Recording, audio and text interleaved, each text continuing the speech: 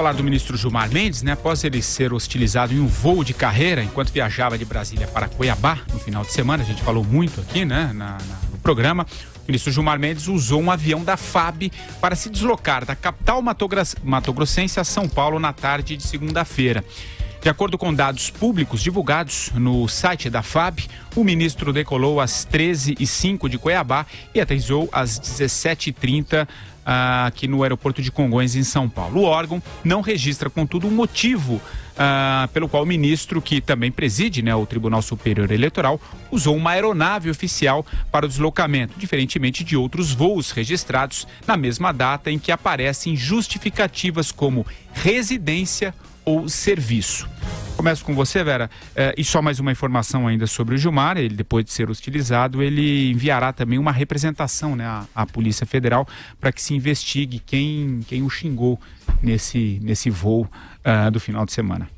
Isso eu acho uma manifestação aí de autoridade, autoritarismo. É lógico que quem o xingou são pessoas que compraram passagens aéreas para estar naquele voo e deram lá de cara com o Gilmar, tendo qualquer que seja a sua filiação partidária, exerceram o seu direito constitucional à vaia, é livre, né, em países democráticos. Portanto, isso eu acho uma exibição de autoritarismo por parte do ministro Gilmar. Ele alegou, segundo me informaram fontes, razões de segurança para solicitar o uso de aviões da FAB. Em que circunstância autoridades podem usar aviões da FAB? Isso é regulamentado por um decreto, um decreto 4244 de 22 de maio de 2002, que diz o seguinte: o Ministério da Defesa, utilizando a aeronave sob sua administração, somente efetuará o transporte aéreo das seguintes autoridades: vice-presidente da República, presidentes do Senado, da Câmara e do Supremo, ministros de Estado e demais ocupantes de cargo público com prerrogativas de ministros de Estado e comandantes de Forças Armadas, chefes do Estado-Maior das Forças Armadas. E aí diz as circunstâncias em que eles podem solicitar: por motivo de segurança e emergência médica, é o artigo 4º, inciso 1º.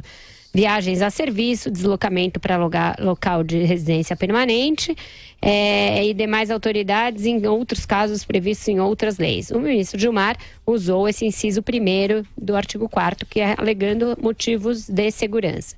Questionável, porém, dentro do escopo do decreto, portanto, não tem nada de ilegal. A gente pode discutir aqui, e até a pergunta do nosso ouvinte, estas circunstâncias em que o uso de aviões da FAB é permitido. Eu acho que não deveria haver avião da FAB para transporte, a não ser do presidente da República e outras autoridades em viagens oficiais. Nem para residência eu acho justificável nos dias de hoje. Usem aviões comerciais. E quanto a esse pedido de investigação da Polícia Federal, esse eu acho meramente autoritário. Como é que você vê essa questão, Madu? Me lembrou, a Vera não vai lembrar que era muito pequenininha, o general Newton Cruz, num cavalo branco em Brasília, tentando chicotear com o rebenque do cavalo os carros dos manifestantes pelas eleições diretas dos anos 80. O general Newton Cruz, né, montado a cavalo, todo vestido lá, de soldado, né? Todo mundo buzinando e ele a cavalo tentando bater naqueles que protestavam, né, contra o regime militar. O Gilmar Mendes, como disse muito bem a Vera, mostra o seu lado totalmente autoritário, né, arrogante e sem noção.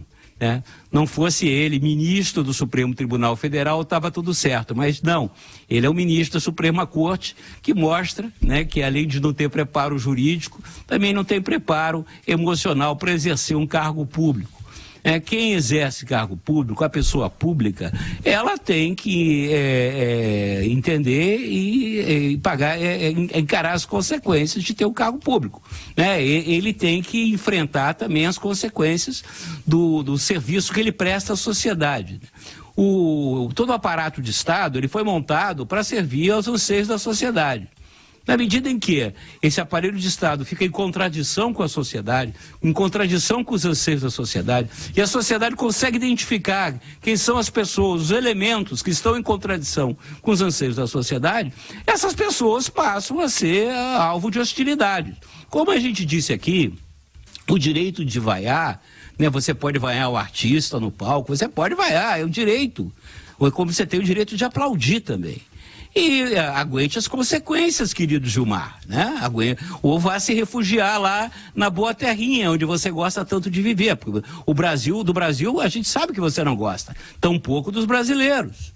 Né? Você tem essa opção. Agora, que use aviões de carreira, né? Como o próprio Lula deveria fazer, já que é tão querido pelo povo, né? As nossas, entre aspas, autoridades se refugiam naquilo, né? Nos meios de transporte pagos pelo contribuinte, em que ele diuturnamente, né? Ultraja, contraria, né, não honra o cargo que ele foi empossado. É isso, meu querido amigo Gilmar. Renuncie, que você inclusive terá direito a uma régia aposentadoria de ministro do Supremo e poderá então gozar das delícias de Portugal, né, uma vez que você está livre dessa porcariada que é o Brasil, e quem sabe o Brasil também na recíproca não é verdadeira, Gilmar. Faça isso. Pense um pouco. Andreasa, o que você pensa a respeito, já ouvindo aí a análise da Vera e do Madu? Vai lá.